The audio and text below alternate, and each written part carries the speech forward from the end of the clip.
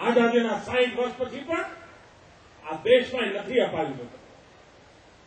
સામાન્ય માનવીની જિંદગીમાં બદલ આવે એના માટેની ગુજરાતે મથામણ આપી. હવે આપણને શું કહે છે કે જો વરસાદ સારો થશે તો મોંઘવારી ઘટશે. બોલો, હવે મને સમજાવો ભાઈ, આ વરસાદ સારો થાય તો ગેસના બાટલાની મોંઘવારી કેવી રીતે ઘટે? આ ગેસ ખેતરમાં પાકે છે. ના, ગેસ ખેતરમાં પાકે છે. હવે મને આ દિલ્હીના નેતાઓ બોલે છે, દિલ્હીમાં નેતાઓ ભાષણ કરે છે વરસાદ આવશે મોંઘવારી ઘટશે. ભાઈઓ બહેનો, જે પ્રકારની પરિસ્થિતિ પેદા કરી છે આ લોકો, એના કારણે સામાન્ય માનવીનું જીવન દુષ્કર થઈ ગયું છે. કોઈ સમસ્યાનો સમાધાન નહીં કરવાનો. તમે વિચાર કરો, આ ઓવરબ્રિજ બે બાજુ મ્યુનિસિપાલિટીએ રોડ બનાવી દીધો. આ પાટા ઉપર જેટલું નાખવાનું હતું એમાં એમણે 6 મહિના બગાડ્યા. બોલો, એમના પેટમાં દુખી જશે મને ખબર નથી પડતી. આ બ્રિજ 6 મહિના પહેલા ઉદઘાટન કરી શક્યા હોય, પણ એમને વાંચવું પડે. ગુજરાતમાં થાય છે ને વચ્ચે કે ફાળત મારો. ભાઈઓ બહેનો, એક ગુજરાત સાથે જાણે દુશ્મનાવટ કરી હોય એવું વાતાવરણ દિલ્હીએ બનાવી દીધું છે. અને મહા તહેવારે અમારા પ્રદીપસિંહ હમણાં નારાજગી વ્યક્ત કરી કે કાલે અહીંયા અરે સાહેબ અભિનંદન આપવા જોઈએ કે આ રાજ્યના મુખ્યમંત્રીના સ્વાગત માટે કોંગ્રેસના મિત્રોએ ઝંડા ફરકાવે છે.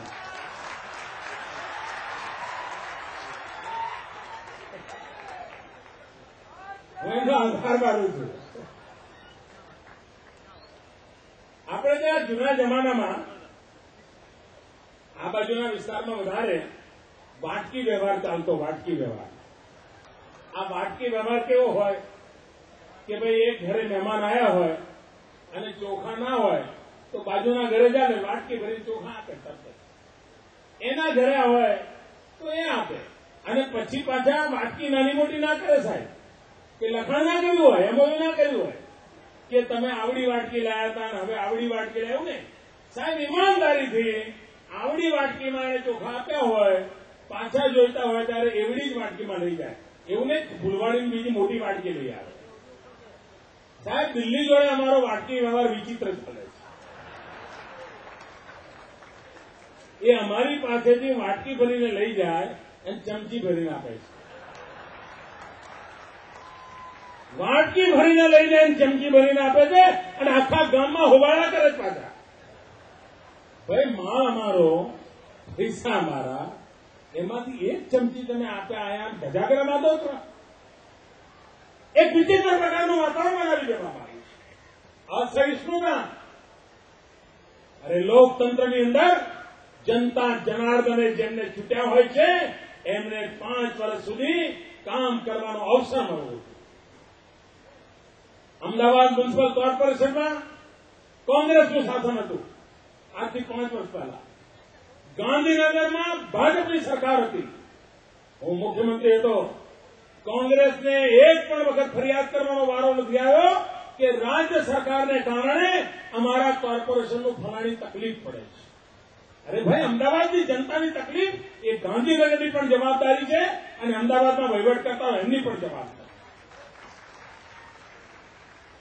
એમાં રાજકીય આંદાબાડા ન હોય, પણ હું કમનસીબે મિત્રો, અને હું ખૂબ આક્રોશપૂર્વક કહેવા માંગુ છું અને દિલ્હીની સલ્તનત કાન ખોલીને સાંભળી લે, તમે જેવા હથકંડ અપનાવો અપનાવી લો. સમય આવે હું તમને તમારી ભાષામાં જવાબ આપીશ.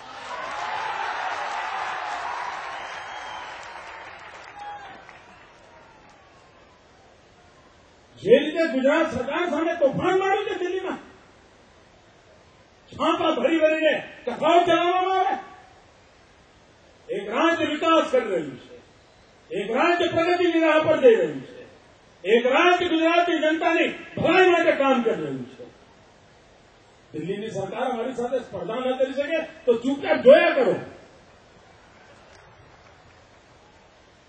ભાઈઓ બહેનો, હું એક ગંભીર પ્રકારની લડાઈ જોઈ રહ્યો છું. ગુજરાતને ખદાન મદાન કરવા ઈચ્છતા તત્વોની સામે ગુજરાતને મોરચો મારવો પડે એવા દિવસો મને દેખાઈ રહ્યા છે. અને ખૂબ જવાબદારીપૂર્વક કહું છું આ. અને મને ખાતરી છે કે દિલ્હીની સત્તન મારા એક એક શબ્દને ગંભીરતાથી જોતી હશે. સામાન્ય રીતે નિવેદન કરવા, બયાનબાજી કરવી એ મારી પ્રકૃતિમાં નથી, મારી પ્રવૃત્તિમાં નથી. ગુજરાતની જનતાની ભલાઈ માટે કામ કરતા રહેવું, એમાં ખપી જવું, એ સંસ્કાર લઈને મેં કામે લાગે. પરંતુ જે પ્રકારે ષડયંત્રકારી પ્રવૃત્તિઓ ચાલી રહી છે, જે પ્રકારે ગુજરાતને ખદાન મદાન કરવાની પ્રવૃત્તિ ચાલી રહી છે, જે પ્રકારે રાજકીય અસહિષ્ણુતાનું વાતાવરણ બનાવવામાં આવ્યું છે, જે પ્રકારે જૂઠાણા ઉભા કરવામાં આવી રહ્યા છે, ભાઈઓ બહેનો, દુનિયાની કોઈ તાકાત અમારા સત્યના માર્ગ પર ટકાવી નહીં શકે. અરે 19 મહિના તમે કટોકટી લગાવી હતી, તમે અમને જેલખાનામાં ભરી દીધા હતા, હિન્દુસ્તાન આખાને જેલખાનું બનાવ્યું હતું. તેમ છતાંય અમે ક્યારેય ઝૂક્યા નહોતા અને તમને સત્તા પર દુખાડીને ફેંકી દીધા હતા. એવી આ જનતા જનાર. સબૂર કરો દિલ્હીના શહેનશાહો, સબૂર કરો. ગુજરાત તમારી આ પ્રકારની પ્રવૃત્તિઓને બરાબર ઓળખે છે. ભાઈઓ બહેનો, ખૂબ જવાબદારીપૂર્વક અને જાણી જોઈને જાહેરમાં દિલ્હીની સરકારને લલકારું છું. મને ખબર છે કે એમણે એવા ખોટા રસ્તા અપનાવીને આ ગુજરાતના જાહેર જીવનને તબાહ કરવાનો રસ્તો અપનાવ્યો છે. અને ત્યારે એમને પણ ખબર હોવી જોઈએ કે અન્યાયને ચૂપચાપ સહન કરવાનું મહાત્મા ગાંધી અમને શીખવાડ્યું નથી. અન્યાયને અમે સહન કરવાના નથી. અમે દેશ માટે મરનારા, દેશ માટે જીવનારા લોકો છીએ. આ દેશનું ભલું થાય એમાં યોગદાન આપનારું આ રાજ્ય છે. ક્યારે દિલ્હી દરવાજા પાસે ભીખનો કટોરો લઈને ભારેલા અમે લોકો નથી. અમે દિલ્હીને આપનારા લોકો છીએ. પરંતુ જે પ્રકારની અસહિષ્ણુતાનું વાતાવરણ બનાવવામાં આવ્યું છે, અને 5-50 દિવસ મીડિયાની અંદર તમે હોબાળા કરી શકશો, ગુજરાતની જનતાના દિલમાં તમે જગ્યા નહીં મેળવી શકો. અને તેથી ભાઈઓ બહેનો, ગુજરાતના સન્માનને માટે, ગુજરાત પર વાર તહેવારે થતા અન્યાયની સામે લડવા માટેનો સમય મને ખૂબ નિકટ દેખાઈ રહ્યો છે. અને હું મેદાને જંગમાં આપની સાથે ખભે ખભો મિલાવી લડવા તૈયાર છું.